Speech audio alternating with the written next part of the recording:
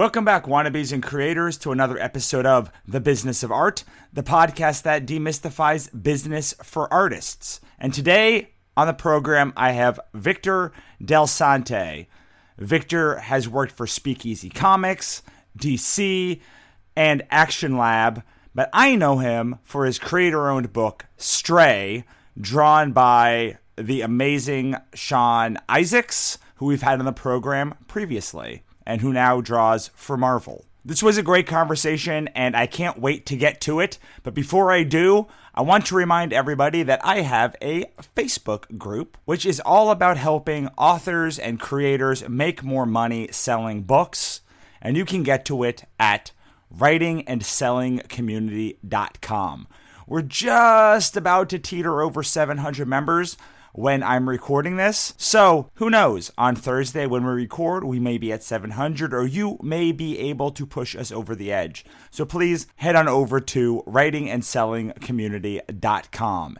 And if you haven't already, pick up my new nonfiction book, Sell Your Soul: How to Build Your Creative Career. The first chapter is free at GoSellYourSoul.com. All right. Let's get into it. Take it away, Vito. Tell us what you're passionate about these days. I'm really into, this sounds like the guy that just got out of jail or something like that, but I'm really into Hulu lately, and just catching up with things that I haven't seen before. Things like Preacher, which I'm still on the fence on in terms of whether I like it or not, but I didn't get a chance to catch it, when it first came out. So I'm doing my best to catch up on that. Blackish is another show on there that I'm trying to catch up on, and a bunch of little different things. I know it sounds weird to be passionate about catching up with TV, but when you have a 2-year-old and a 4-year-old, you don't ever get a chance to watch TV. So for me, I'm just trying to just feel normal. After fashion, I just finished Jessica Jones about a month ago, which shows how far behind I am. I haven't started Luke Cage yet because now I want to finish Penny Dreadful, which I really enjoyed the first episode, but I got to get back into it and just try to watch it. So I'm just the thing I'm passionate about is just trying to catch up with everybody else, I guess. Are you able as a writer to watch these shows and enjoy them, or do you find yourself analyzing it while you're watching? I mean, a little bit from side A and a little bit from side B. I can usually shut my brain off and just enjoy for what it is. There's always going to be the part of me that's watching these things saying, well, what would I have done differently?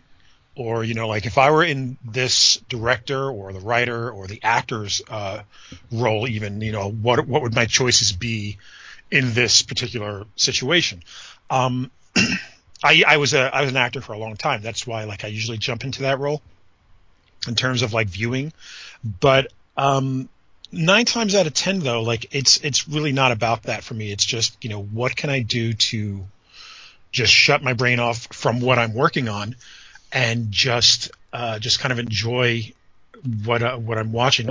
Today, for example, there's a new movie coming out, I think with Channing Tatum, called Lucky Logan or Lucky Logans, and I was watching it, and there was it's a trailer. It's barely a trailer, and it seemed to be this idea where I think the idea is that it's a caper to steal money from, I want to say, the Daytona 500 or something like that.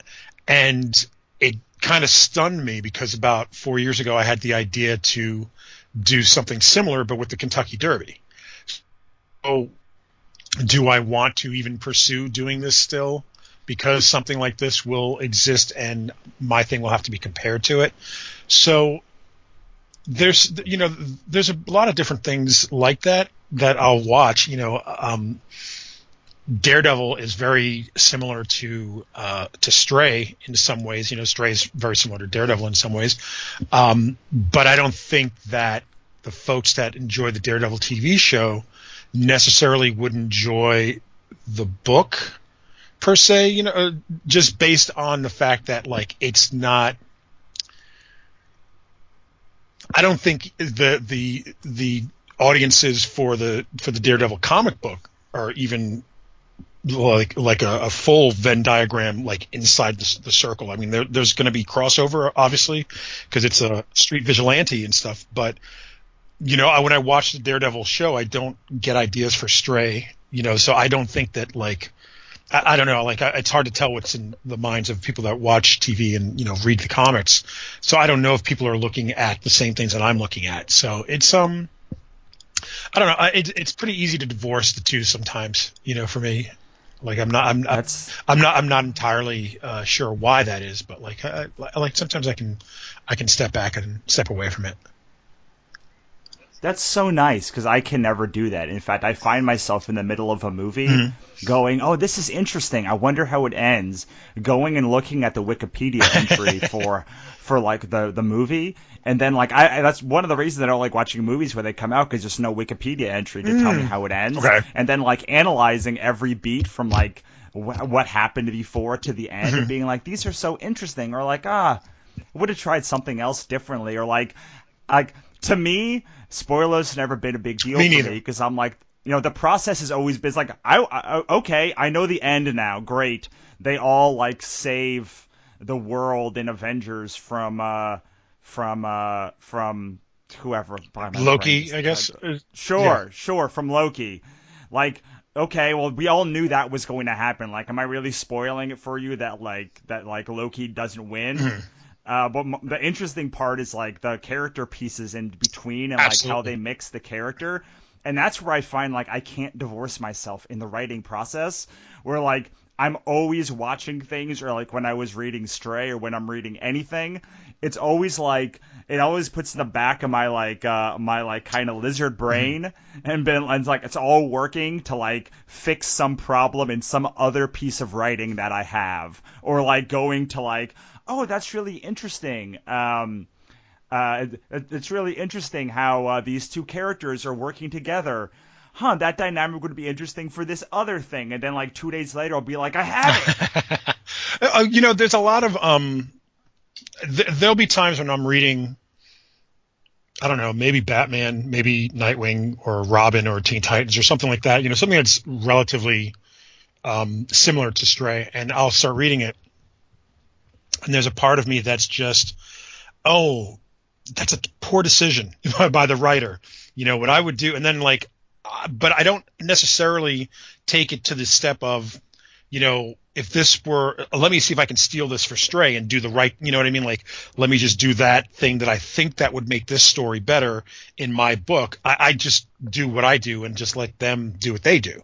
The best illustration of like being able to divorce myself from the media that I'm consuming versus what I'm working on is I make playlists on Spotify for just about everything that I write.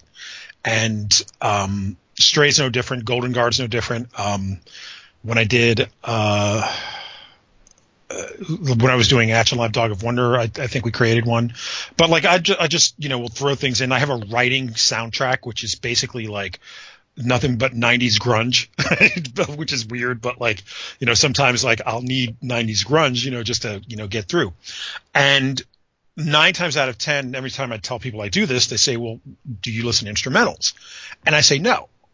And they kind of can't figure that out. Like, why are you listening to something that has, lyrics and words, and don't you ever hear something in a song that you're starting to write and all of a sudden you'd write that lyric in by accident? And that's never happened to me.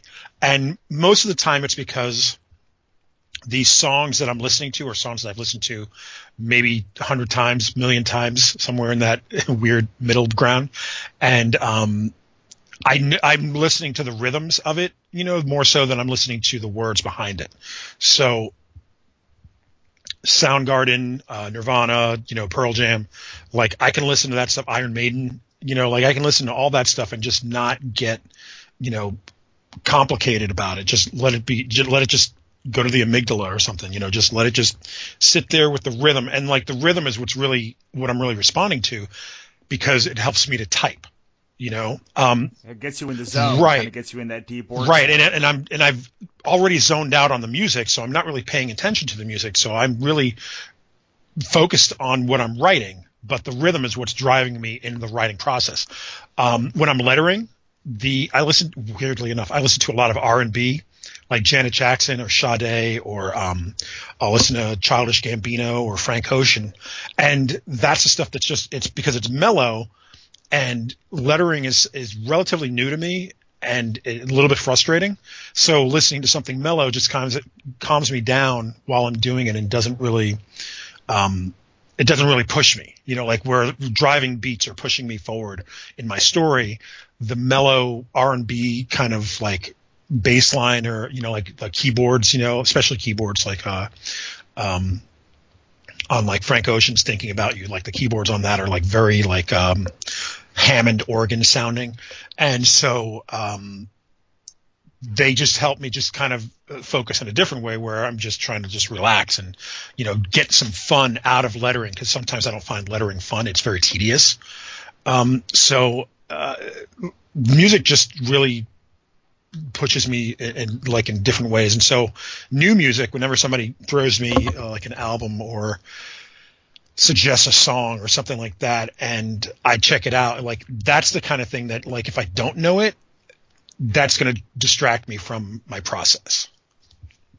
And so, like, going back to your question about TV, like 9 times out of 10, I can't watch TV or a movie or something while I'm working unless I've seen it like a couple of times. Like if it's the new Doctor Strange, I'm going to watch it, but if it's 1989 Batman movie, which I know the words pretty much by heart, or especially That Thing You Do, which I know every word in that movie, I can ignore it and work and just keep going, Yeah, I can't do that for anything. So it always impresses me. Like anything distracts me. Like I need silence. I can have the fan on. That's about it. My dogs, I can't have the dogs in the room. Like this morning, I was posting about, there was an article in a response to the Mile High comics pulling out of Comic-Con, and I just kept seeing the notifications come up and the replies, and I had to like turn the notifications off. I was like, I can't deal with this right now. I can't fight on the internet. I have to write 5,000 words today. So I tried, and it's always so interesting when I talk to artists and writers who deal with music. And in all fair, like it's a lot of, almost all artists that I know are either dealing with, or either listening to music, podcasts, or audiobooks or something while they're drawing. Writers is about 50-50, whether they have to work in complete silence or they have to work with like music on. But I totally get what you're saying, because it's hard to get into that process of deep work, that process of like getting in the zone and just being able to let it flow. And even more than how hard it is to get in the zone, it is incredibly easy to get out of that zone. So having that music, I would make an assumption, you can correct me if I'm wrong, kind of like gets you into that zone quicker and helps you stay in that zone longer, and maybe gets you more, like, even if that's a huge amount of extra work. Well, that's why I don't listen to podcasts while I work, because podcasts are, in a lot of ways, they're presenting new ideas, like for that specific moment of like an hour or 2 hours or however long the podcast is, it's presenting a new idea that you probably are listening to for the first time. And so I get invested in that. Whereas even if it's like Comedy Bang Bang, which is an improv show, so like it's still presenting a new idea, something that didn't exist before the recording started. So for me, listening to stuff like that, as much as I enjoy listening to podcasts, whether it be a political podcast, a comedy podcast, I listen to a lot of podcasts about movies. Like How Did This Get Made? The Canon. I listen to like a lot of like really dopey inside baseball, highly critical things about movies. And How Did This Get Made isn't highly critical, but it is dopey. But like I'll listen to those things, and I have such a love for film, I guess, that like I really want to sit down and listen to that. I don't want to really take the time to use it as my background because I want to pay attention to it. Whereas, like I was saying, a new movie I can't do that with, but an old movie I can do that with maybe the exception of like a duck soup or something like that, because I know all the jokes, I know where the pacing is, but I still enjoy watching it as if it was the first time. No, it makes complete sense. I mean, like I said, if I were to watch something while I was making something, I used to actually watch movies when I was writing movies, because like I used to like be a screenwriter and a television like writer, and that was a massive failure. I guess I can't even really say I was that thing. You have to actually do the thing at least once to like be that thing. Right. Right. And even though I have a very mediocre web series that I got out of it, like I would find that like the less distraction that I have, the more words that I get. Like I used to think that writing 5 pages of screenplay a day was good. And that's what, maybe like 500 words, maybe like 300, 500 words. And now if I... Maybe a little more, yeah. But now if I don't write 5,000 words a day, I feel like it's a failure of a day. So like my mindset and like what I have to do to get into that zone and the zone I have to be in and like the level of which I'm operating as far as the word count that I'm trying to get out a day is much different than I had back then when I was able to distract. What I would normally do would be like, I can reward myself when I get through to one scene with one television show, and I'm like, that's not. I did something similar to that. I would when I worked in a law firm in Seattle when I lived out there, and it was in the evictions department, which means I actually had to kick people out of their homes. And it's a hard job, like it's not, I was very good at my job. And, when I worked in retail, I was very good at firing people because I can again, divorce myself from the emotional attachment of doing my job and how I feel about that person. I can somehow, be professional basically. And, when I would be working on a case, we had the internet. And this was back in '99, so like this is still like early internet, so all I really had was email. So what I would do is I would work on a case, and then whenever I found like a point where I could break, I would just go check my email, like for like 5 minutes, and then just to take something away and be personal. You know what I mean? Like something that could be me, so I totally get what you're saying. So did you mentioned you were an actor for a long time. Did you always want to write comics, or is it something you kind of fell into?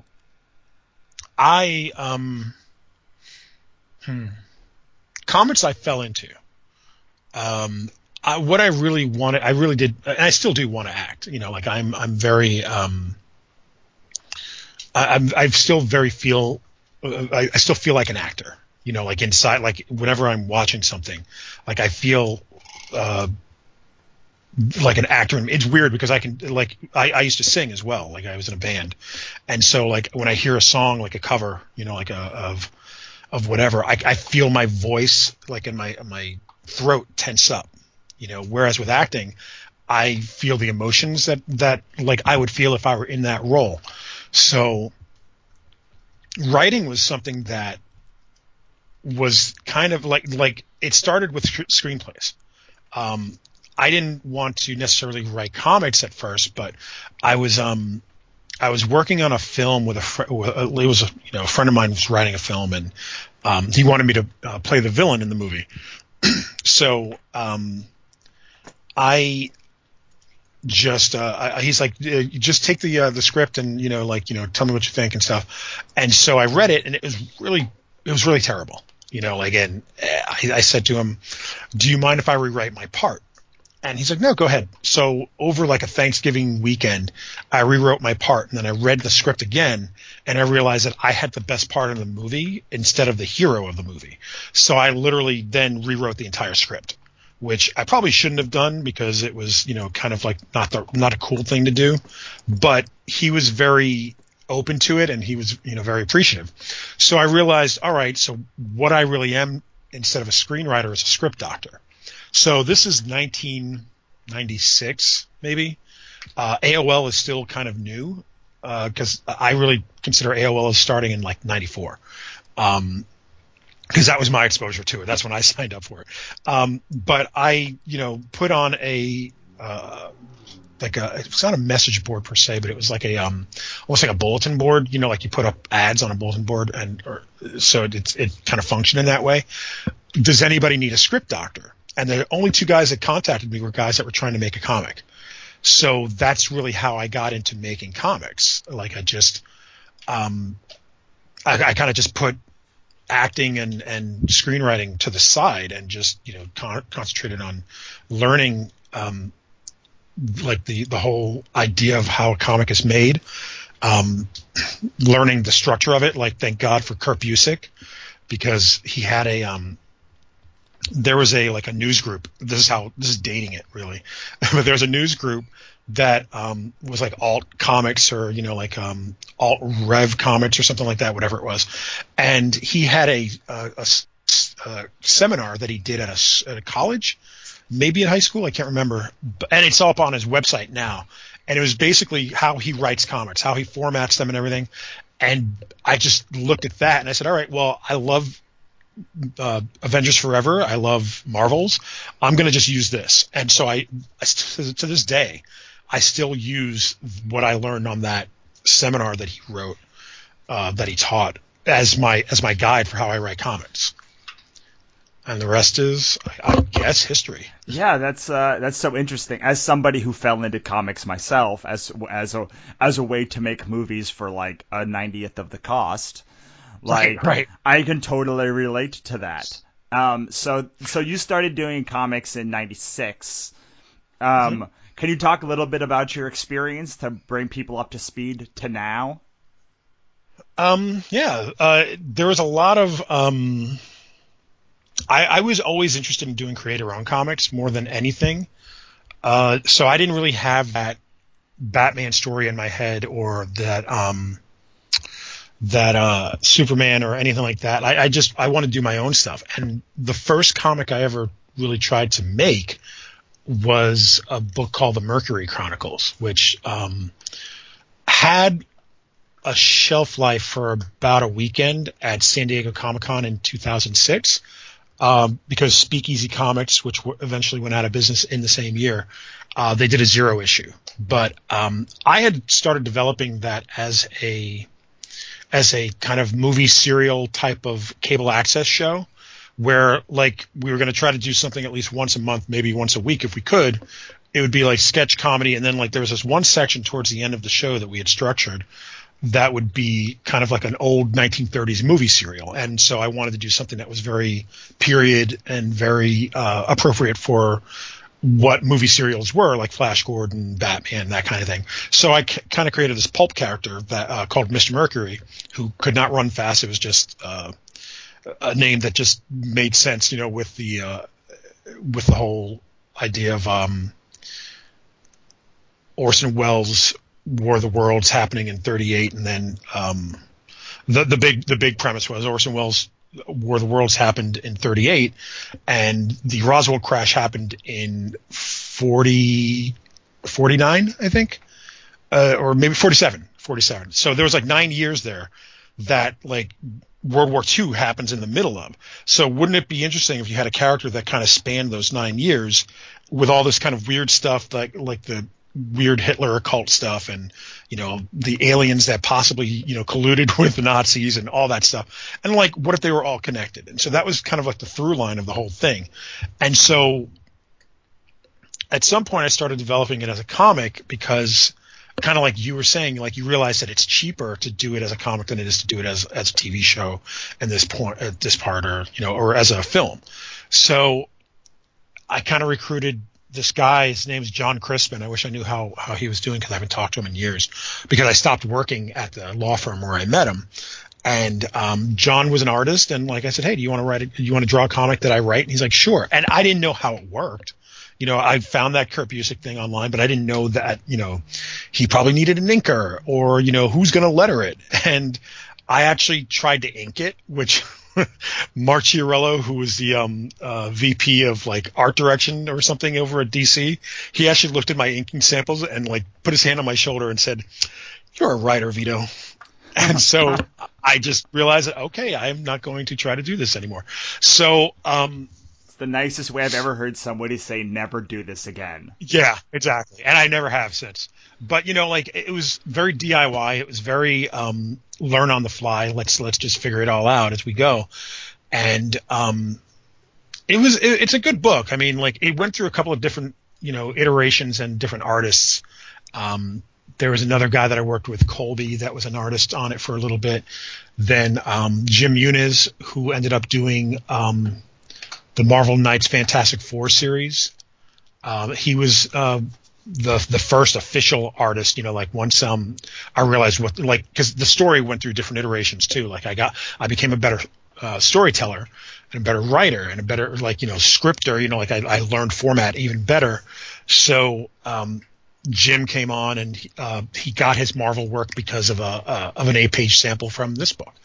Then Mike Lilly came on, and Mike Lilly just ended up not being able to commit much time to it because he was then picked up by Harris Comics to do a Vampirella story, and then he was doing stuff for Marvel. So I fell into that trap of like having a really good aesthetic for what I want a comic to look like, and picking and meeting really great artists that are really great artists that end up doing stuff for other companies. And the trend continues today with Sean. So I kind of just bounced around. I somehow or other, like I was working at a comic store in the city, in New York City, called Jim Hanley's Universe, which now exists as JHU Comics. And I made friends with a lot of editors, a lot of artists. I was the events coordinator for like the 11 years that I was there. So I met a lot of people. And one of the people that I met was Dean Haspiel. And Dean is my big brother in the industry and one of my greatest champions and biggest mentors. And he just came in one day and he said, "What would you do if you had the chance to do a Batman story?" And I said, I really don't know. And he said, "Well, I have this story that I'm doing with my friend Gabe for Batman Adventures, and we need a backup story. Would you mind doing a backup story?" I was like, "Yeah, sure." I didn't think anything of it. Again, I never had I love Batman, and I've loved Batman forever. Not I love Batman Forever, the movie, but I have loved Batman forever. You can love Batman forever too. Everyone can have their guilty pleasures, Vito. Chase Meridian, is that what we're talking about? Val Kilmer was a good Batman, but anyway. So I didn't really have a story like in my back pocket for what Batman what I would do with Batman, and it was 5 pages. I knew it wasn't long, and like everything you learn about story is beginning, middle, end, and first act, second act, third act, that kind of thing. And I'm trying to apply it to 5 pages, and I'm really trying to be kind of economical with a story, but also give a complete story. And what I ended up landing on was the idea of Bruce Wayne going to therapy, and it's therapy that he's as a CEO has kind of mandated for his employees because he's trying to prevent there from being another Joker in Gotham City. So he's trying to, like in modern context, he's very forward thinking in trying to, present mental health solutions to his employees, which is something that, is constantly argued about today in terms of healthcare and stuff. But so he was, kind of, I don't know why I thought of it, but I guess I was thinking way far ahead of, the times that I was writing it, which would be 2003 is when it came out. So probably early 2003. And I just, so Bruce Wayne at therapy, what is he, what are you going to do for 5 pages? And it was, I swear to you, 9-page grids, maybe at the most 12 panel grids. 9 panel grids, of Bruce Wayne doing word association with the therapist. So you have Bruce on one side of the page, the therapist on the other side of the page. So they're on opposite ends of the page, but in the middle you have what Bruce is thinking and then what he's saying. So she says, "Trust," the therapist. In the middle panel, you see Batman shaking hands with Superman. And then Bruce says fund. So the idea is that he's always got to be on his toes, and he's always got to kind of keep his secret a secret, even though he's thinking a certain way. And I don't know, like maybe it's clever. I can't be the judge of that. I'm too close to it. And I go up because I was actually, I was lucky enough that like I said, I knew all these editors from DC, and I was invited up there by Mark Chiarello, and like we had lunch, and he was introducing me around, and one of the people that he introduced me to was Joan Hilty, who was the editor of Batman Adventures. And he introduced me to her, and she goes, "Hey, when you're done with him, can you send him into my office?" So we went to have lunch. I go into her office, and she doesn't even say anything to me. She just hands me a voucher and says, "I need you to fill this out." And so I'm starting to fill it out and everything, and I go, "What is this for?" Like, I really had no clue what I was doing, what was going on. And she said, "Oh, the story that you did with Dean, the 5-page story." I said, "Oh, okay, cool." And like, I was still kind of like blindsided by it, so I wasn't sure how to react. And so then I handed it to her, and she goes, "Okay, you'll get paid, whenever, and we'll send you a couple of copies, et cetera, et cetera." So I went back into Chiarello's office, and he goes, "What happened?" And I said, "I think she just bought my book, like my story." He goes, "That's great. How do you feel?" And I go, "I'm very sweaty right now," which is the only thing I couldn't process it. I still can't process it, really. And so I leave DC's offices, and I start walking down Broadway towards my job at the comic store. And I get to about 39th Street, and there's and I almost threw up. And I stopped, and I had to put my hand on a light pole, and I started getting lightheaded, and I almost threw up because I started thinking in my head, which is, obviously the worst thing you could do. And I started thinking, Bob Kane, Bill Finger, Neil Adams, Denny O'Neil. And I just started coming up with all these names of people that I read growing up, and people whose work I admire, and people whose work that now my story is standing next to. And it just became overwhelming to me. And again, I literally almost threw up on the streets of New York City after signing a voucher for my first Batman comic. But it's funny because that story still, I'll see it pop up on Tumblr. People just reblogging it and "Oh my God, this is such a good story." And all I can think of is, how do I get these people to just look at my new stuff? Cause they're so all they're doing is just living in that moment of seeing that thing pop up on their timeline.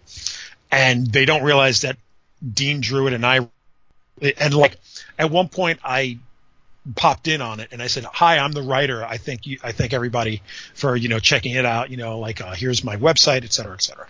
So from Batman, I did my first indie anthology a year later. I don't know. It was weird. Everything was working, in years. Then a year after that, I did a Wolverine story in X-Men Unlimited.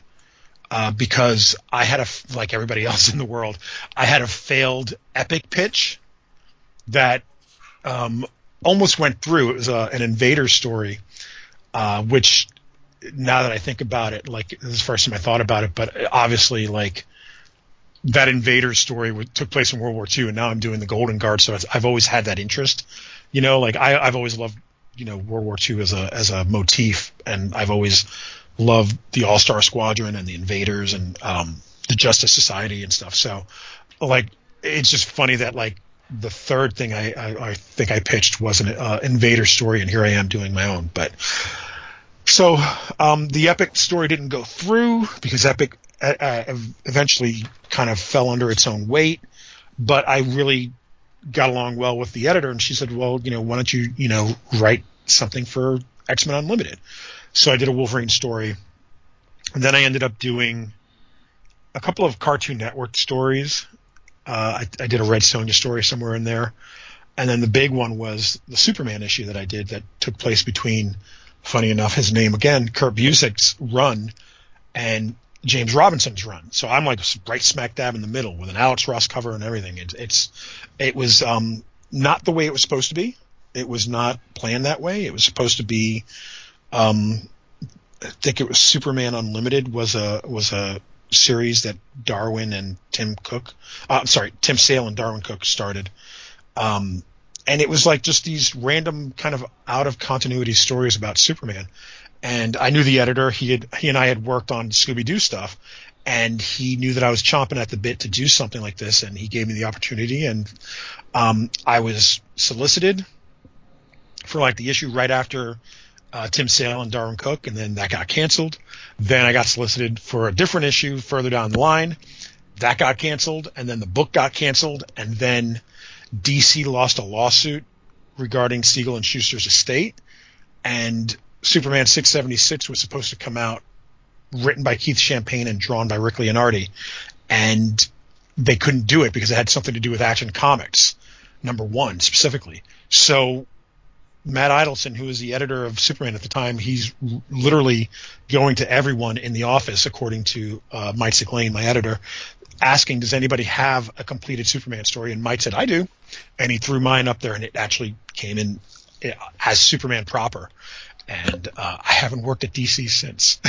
but yeah, that was a very big deal, and I think that led to a lot of what successes I have now. I mean, I'm certainly not a success by a lot of different measures, but like I feel like I've done pretty well. You know, I'm still kind of relevant, you know, in terms of like people's interest in my work and stuff. So. Well, you had this very interesting Facebook post, as we are Facebook friends, about you were talking about how it was something along the lines, and please correct me because I know I'm going to bastardize and butcher this, but it was like, you know, sometimes I get down on myself, and then I remember that like I have an ongoing series with Action Labs. I worked for Marvel, DC. I've worked for Simon and Schuster. I've done things like as a writer. Like I feel like I've had like a pretty good career, and I'm gonna start looking more at the things that I've done instead of the things that I still want. Right.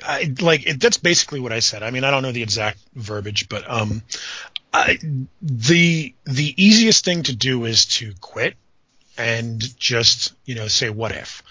And I have a lot of what ifs anyway, but I have a hard time quitting anything. Like I have a hard time just, you know, shutting it off and just saying, yeah, I'm done, you know, and walking away from anger. I tell everybody I quit every week. Like once a week I quit comics because it's the best way I could put it is if the comic industry were a woman, I wouldn't have put up with this.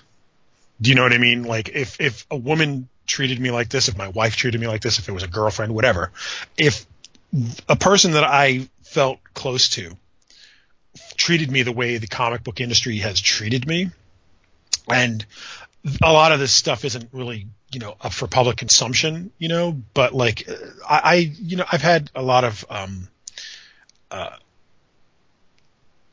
things happen. Yeah, I think that's the better way to put it. Like, I mean, there have been people that have actively sought to not give me credit where credit is due.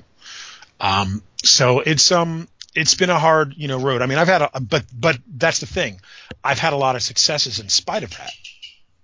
And that's what I think is important to focus on, and is that if I post a page from one of my books on either my Facebook wall or the individual Facebook fan page walls of that project, a lot of people are looking at them, you know, and people like it. And like, I think that's what I want to focus on more than all the people that haven't seen it. Do you know what I mean? Like if there's 5,000 fans of Stray, let's say, on Facebook, and I post a cover image from an upcoming book, and 200 people like it, it doesn't matter that 4,800 people didn't like it. Probably, but I don't want to focus on that. I want to focus on the 200, you know, because I think those 200 people will still make me successful in their support. Do you know what I mean? Like if you have 200 people that back you on Kickstarter for like $25, that's $50,000. I mean, is it 50,000? 5,000. Sorry, I can't do math. Yeah, but $5,000 is still a lot of money. It's still important, and it matters. So to me, that's still a success. So I want to take that and just kind of build on that instead of focusing on the people that aren't paying attention. I want to focus on the people that are, because I feel like if I do that more, those other people will start to kind of look back and see what it is that they were, initially excited about. Because I find it odd that somebody would like my Facebook page for Stray and then not engage. A good example is this week, and you and I, we haven't talked about it, but you actually sent me. That's my dog running upstairs. If you can hear that, by the way, there he goes. But you had sent me an email based on an email that I sent through Golden Guard this week, and it was basically that we send out a page a week, which is like a slow burn for an entire book, but we knew that we wanted to spend the time that we were using to make the actual book. We wanted to spend that time giving the readers and the Kickstarter backers the ability to learn who these characters are that they have no idea about. So we started doing this, one page a week, building to a PDF that eventually will be given out. And I had a couple of people unsubscribe from the mailing list, which was the only way that I could figure out to send the backers stuff without putting it on Kickstarter. You know what I mean? So first week we had one unsubscribe. Okay. Then the next week we had another unsubscribe. Then for a couple of weeks, nothing happened. And then last week we had 2 unsubscribes within a day of each other. And I just started thinking, is this not what we actually, this is exactly what we promised, and this is what we are delivering on. Why is it that people aren't engaging? Because we were only getting about 50% engagement, give or take. And I couldn't, and my biggest thing is I don't want to waste anybody's time. I want to make sure that if you are engaged with, what we're doing, you are getting the best bang for your buck. And I love you. You said, who cares? Just send it anyway. So, I mean, but I'm getting really good feedback from that poll that I put up. So I'm actually excited to see how it ends up at the end of the week. So we'll see. Yeah, I mean, I love polls, but at the end of the reason I said that was because we've got a few thousand people on our mailing list for different things. I think we have 9,000 people across all of our mailing lists. And anytime I send an email, a dozen people unsubscribe, despite the fact that they've been getting emails from me for sometimes years, sometimes literally years. And I'm like, he unsubscribed? Why did he do that now? He's literally been on this mailing list since I started doing this mailing list. And it hasn't changed formats recently. So I put a little I put stock in the people that are responding, like you talked about. I think this is one of the biggest mindset shifts that we as creators, or we as just business people, or we as humans can make to be happier. Because, everybody is a massive failure. The biggest success is a massive failure. I mean, you look at, let's just take, I think we can all consider Mark Zuckerberg a pretty successful guy. Yeah, right? sure. Yeah. He's successful. His whatever, Facebook just sent a thing that they had 1 million or 1 billion or 2 billion total users, right? Out of 7 billion people in this world. It's a free service, and it's the most popular free service maybe of all time. And he still can't get everybody to use it. Sean Isaacs doesn't use Facebook, funny enough. Right. I mean, if any product is going to be used by everybody, Apple is a massively successful company. For decades, they only had a 1% market share. And that's just the people that used computers. They had 1% of that. And they were able to that means that 99% of people that use computers did not use Apple products. Now, even when it comes to cell phones, I don't know how it is now, but back when I worked for Sprint, like most people had Androids. At least 50% of people had Androids. And we're not even talking about the fact that Google is one of the most successful companies in the world and they can't get 100% market share. So, like, the long and the short of it is, I think Apple is the best example because, like, they just stay in their lane. Mm-hmm. Like, they know their well, not so much in the last decade, but, like, before then, for the first 20 years of their existence. Like, they stayed in their lane. They knew who was going to use them. They knew who they made products for. They knew how much they were going to sell of that product. Like, they knew that stuff. And while they wanted more, they focused really, really hard on the people that liked Macs. Like every ad that I saw of a Mac was like very much tailored to who I would imagine used a Mac. Even when the first iPhones came out, it was all geared towards like that kind of person, and we can all picture like the quote unquote ideal Mac user, at least historically. Yeah. Maybe people who are young can't picture this, but like for those of us who are a little bit older and have seen Mac commercials for a long time, like you kind of know who's gonna buy, who they were targeting. And like this is a company that is massively successful, and they've spent most of their life cycle catering to a very small percent of the population. And that was for a long time that was a very small percent of the population that even bought computers. Yeah. So I mean, when I started saying I'm going to focus on having one metric, because, you know, if you do business things, everyone's always talking about the 9,000 metrics you need, right? Like the mailing list and all these other blah, blah, blah, blah, blah things. And I was like, I'm just going to focus on one thing. And that thing is the amount of quality conversations I can have in a day, a week, a month, and a year. And if I can have enough quality conversations with enough people, I have found the rest of it all works out. Like, yes, do you need to know the business and all this other stuff? Yes, you need to know all of the pieces that you need to have these quality conversations and to do the right thing and have the mechanisms in place. But the minute I started saying, I'm just going to focus on having one quality conversation at a time and hopefully have it 50 to 100 times a week. And if I can do that, all the rest of this, all this other garbage money thing tends to work out. And guess what? I am way happier. I'm way happier because I'm not focused on like, oh my God, only 20 people liked my Facebook post or whatever. I'm focused on the fact that like I have a little Facebook group that people in this listening to this know about called Writers and Creators Making Money Selling Books. There's about 600 people in there right now, and I know those 600 people all want to know about books. The people on my mailing list that aren't unsubscribing are opening it and opening the emails and seeing the thing that I'm doing. They're responding to emails. They're doing it. It's not a ton. You know, maybe 1 or 2 emails every time I send something. Yeah, you know, I put a lot of stock in the metric of engagement.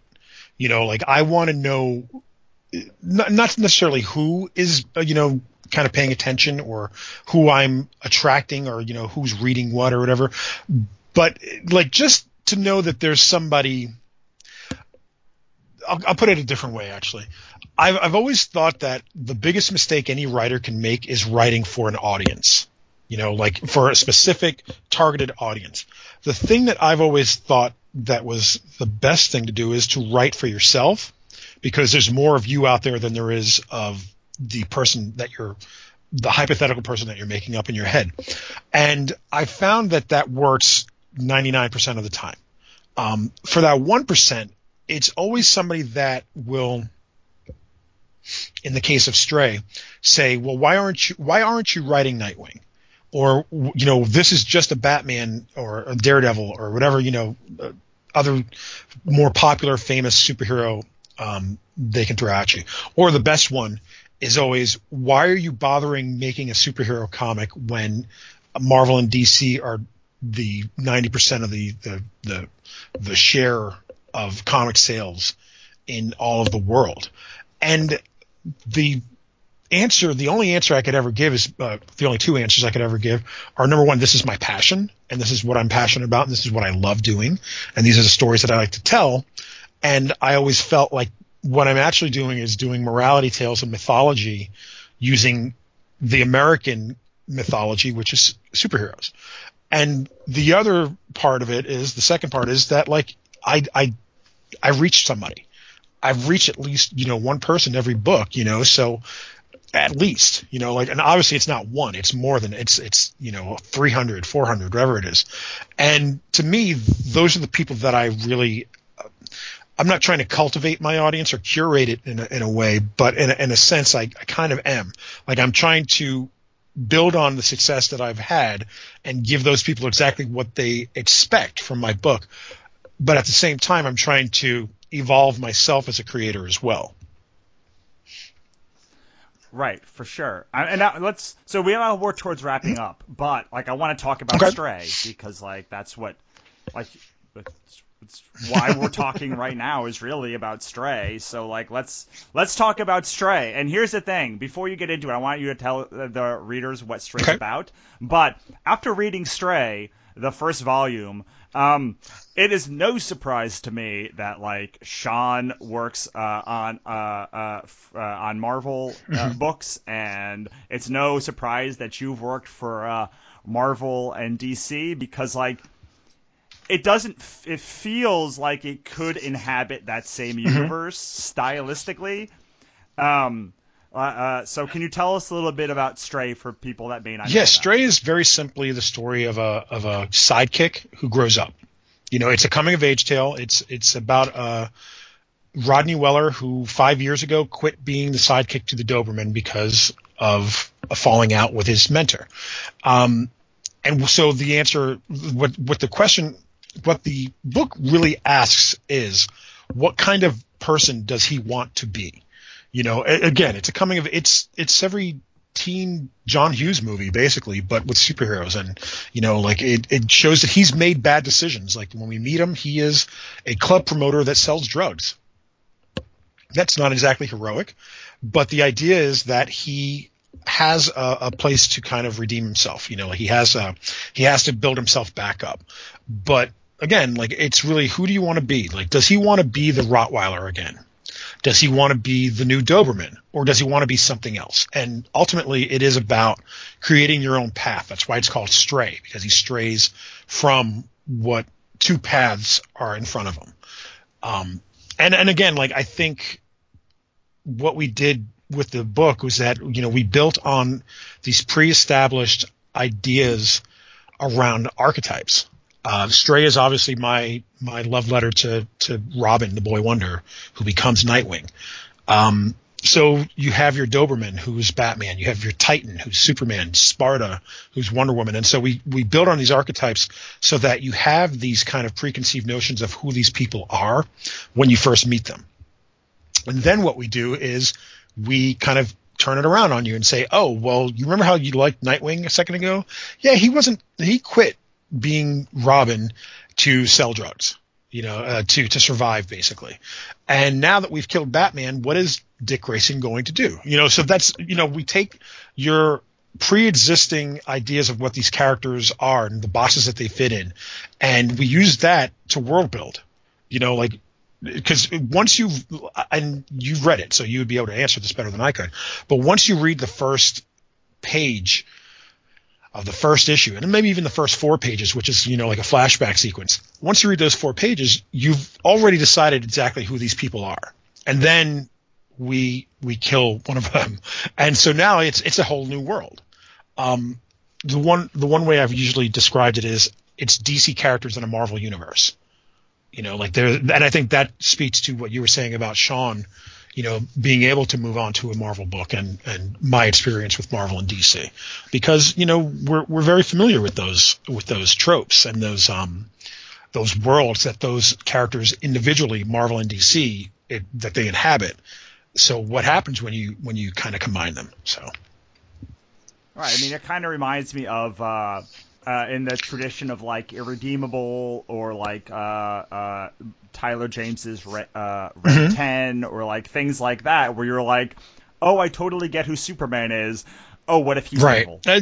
Like, oh, I know, I totally get the Justice League. Like, what if the Joker was killing them off one by one because they suck? And I think Invincible is another one that we get kind of paired in with a couple of times, but I don't know. I think there's a more of a traditional storytelling technique that I try to employ, like more throwback than Invincible. I think Invincible is very, very modern in a lot of ways. It's super, super gory. So we would never do anything that gory. So it's very Bronze Age-ish, maybe early modern age. I don't know if any of those things matter to anybody. Right. I mean, it's definitely not the violent. Like, it feels like a Marvel or DC comic that you could pick up any day of the I'm not saying that it's more interesting. Oh, I don't take that as a DC I don't take that as an insult. That, but it's like if you just said, "Hey, Stray," and you put a DC logo on it, you'd be like, "Oh, okay, like right. Stray, it's in DC now." Like all of the pieces in there completely fit in this style, whereas like you couldn't put Irredeemable or Red 10 or any of these things, stick a Marvel logo on it and be like, here it is in your local comic book store. Like, it just would not work. Whereas Stray, it absolutely feels like it could be in that world, and you could just be introducing a new set of superheroes and like an alternate not like Watchmen, but the way how Watchmen has alternate universes, like, so like this could be an alternate DC universe that like Earth 524 or something like that. Yeah, I mean, I get what you're saying. I think there's a certain feeling of familiarity, and again, like that's all built in. That's intentional. Like, we wanted to, like, we have a Teen Titans type of group called the Teen Aegis. We have a JLA type group. We have the guy that is the major bad guy in the first miniseries is basically Two-Face. So there's a sense of, while you're reading it, I wanted it to feel like it was familiar, but there was a different, tact, and it feels lived in, I think, and I think, like you said, it could easily get slid into the multiverse of DC, and have them cross over. Would I be opposed to that? I don't know. I kind of like my toys on my end, more so than I like kind of the idea of crossing it over. But at the same time, I get what you mean now. Like, so this is one of my last questions, and we're going to wrap it up a little bit. But like, why Stray? Like, why did you make this book instead of any of the other tens of thousands of ideas that must have rattled in your head over the years? There's I'm sure I can come up with like 9 different answers, but the real answer is my dad was killed in a car accident when I was 15, and it really messed me up. Like it was probably the trigger for future depression that I would feel. And there's a real genuine part of me that is just trying to figure that out. That's still trying to move past my father's death, right? So this is an effort to do that, like through a character on a page, to be able to watch him kind of figure out what his life is going to be. And I'm 44 years old. I already know what my life is going to be. Like, I'm very happy with my family and my kids especially and stuff. So it's not like I'm projecting everything, but there's that 15-year-old boy inside of me that still exists that, was on my bed when my uncle told me that my father died. And I remember the look on his face, and I could still, in my like muscle memory, feel what my face felt like that day.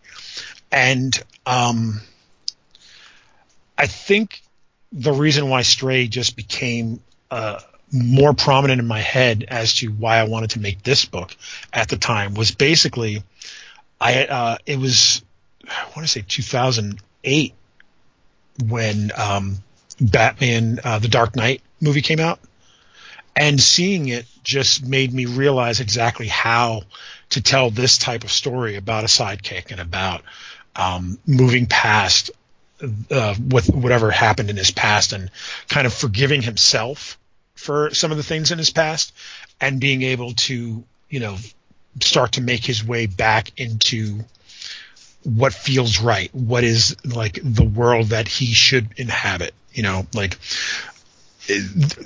I've had my ups and downs, they're all a matter of public record at this point. And I think that, like, when I look back, there was a point where I was just wondering, back then, like, will this be the end of me?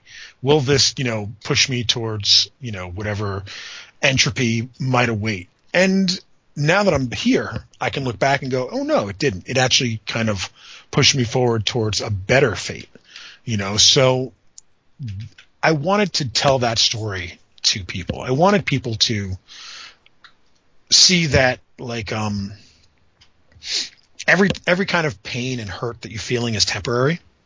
Like there's an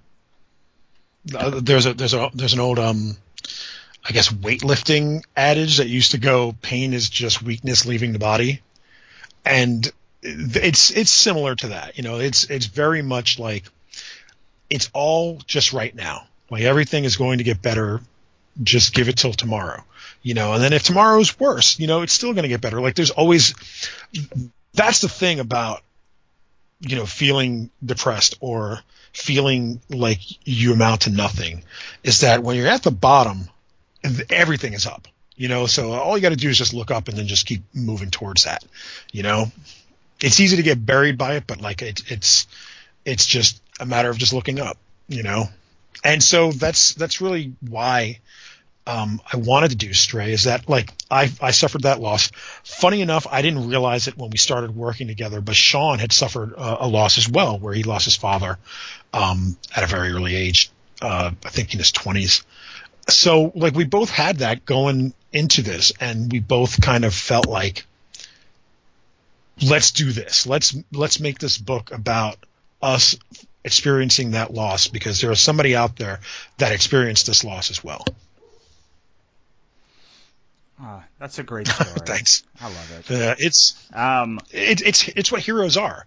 This is why we look to our heroes. People forget that comic books were maybe not invented or created as a means of escape from mundanities, but it became that. Like, in the 60s and the 70s, like, financial crises in late 70s and then 60s with Vietnam and stuff. Are you kidding me? Of course, I would rather read a comic book than watch the news. And today, we have similar kind of outside external forces that are kind of not cool. The guy in the White House, for one, and, just the administration for another, like, trying to get rid of healthcare that, would affect millions. It's just, people don't look at comics as escapism. They just look at it as this thing that I've been doing for 30 years, that I'm still doing. Why am I still spending this money? Whereas, but then the other side of the coin, where you have, like, younger kids that are getting into comics now, who don't necessarily are looking for the escapism angle, but are looking at it as kind of the art of the time, and the alternative to TV, movies, video games, the cheaper alternative, finding ways to express themselves through the art, because it used to be such an exclusive thing to be a comic book creator. I knew Chris Claremont's name first and John Byrne's name first amongst all other creators, but, like, I didn't realize I could be a writer. Like in the early 80s when I started collecting comics, I didn't realize I would be today talking about writing comics. So there are younger folks now that do see the potential of it, and, like, they're so savvy, and they use the computers, and they know the programs, and they're using Manga Studio or what is it, Pro Paint now and stuff, and they're so savvy with it, and they're going to school, they're going to college learning how to make comics. That wasn't a viable option, when I was in 1991 when I graduated. So like everything is just like turning around, and people are realizing that like the power of, the printed image, Absolutely. It's exciting. All right. It is. It's a very exciting time. So, as far as exciting times for you, what do you have coming up in the near future? Okay, well, Stray is going to be relaunched as a part of the Actionverse, new Actionverse series from Action Lab. It is currently in previews now. The order codes are July 17, 1261, July 17, 1262 for the action figure variant cover. And then Sean did this really cool Ferris Bueller's Day Off homage. And the order code for that is July 17, 1263. You can order these books up until August 18th, even if the catalog is not on the stands. If you use those codes, go to your retailer. You can tell them these are the codes. And the images are all over the internet, so you can definitely look it up. So that'll be out on September 6th, which is my daughter's first day of school, which you guys aren't excited about, but I am. And then in October should be the limited, it's mostly just for Kickstarter backers, but we'll probably have some extra copies of the Golden Guard Book 1 for folks to read and enjoy. And then after that, I don't know. I know I'm doing Midnight Tiger at some point next year, like early next year, maybe like February, March. So I'm taking over the writing for Ray Anthony Height, it's his character, but he asked me to write it. So that'll come on the tails of Stray. So basically I'm writing the first at least 10 issues of Actionverse, because Midnight Tiger will come in and take over for Stray. And then after that, I have no idea. Another Golden Guard Kickstarter in March next year, but that's so far ahead I don't even want to think about it. But that's it. You follow me on Twitter and Facebook, I guess, and you'll. Hey! You're gonna. I'm just saying, like, and you'll know exactly what I know. We're gonna get there. We're gonna get there. I promise. Right, but now is the time when all of the people who were tuned out for the last hour drawing and like running and doing all of that stuff. This is the time when all of you come back. Come back and listen now. And you, Vito, get to impart the one piece of advice that you want people to remember from this interview. Whether it's something you've said already or something that you forgot to say and you want to say. But the piece of advice that you want people to remember leaving this interview. The best piece of advice I could give anyone that wants to specifically write, but I think it works for drawing and any other type of art, would be to write what you know, learn what you don't, and then fake the rest. Awesome. I love it. And now tell the people where they can find it. If you just look up Incogvito, INCOGVITO, pretty much Facebook, Twitter, Tumblr. I think the only other place it wouldn't be would be Google Plus. Instagram, that's my Instagram as well. Incogvito, you'll find me. You can follow Stray on Twitter and on Instagram at I am the Stray. And there's a Stray Facebook page, so it would be facebook.com/straycomic. And the Golden Guard is also on Twitter. It is at 3 Rogues, ROGUES, 3 Rogues Studio. The number awesome. The number 3? Number 3 Rogues Studio, all one word. Awesome, man. Thank you so much for coming on. Thanks. I appreciate it. That was our show, Wannabes and Creators. I hope you enjoyed it. If you did, go find Vito online and tell him how thankful you are that he came on and shared his knowledge. And if you want even more knowledge, then head on over to GoSellYourSoul.com and download the first chapter of my book. It's absolutely free. And if you want help making more money selling books, head on over and join my Facebook group at writingandsellingcommunity.com. Don't forget to spread the word of this episode, rate, review, and subscribe on iTunes. And most importantly, have a great day. I'll see you next time. Wannabes and Creators, peace out.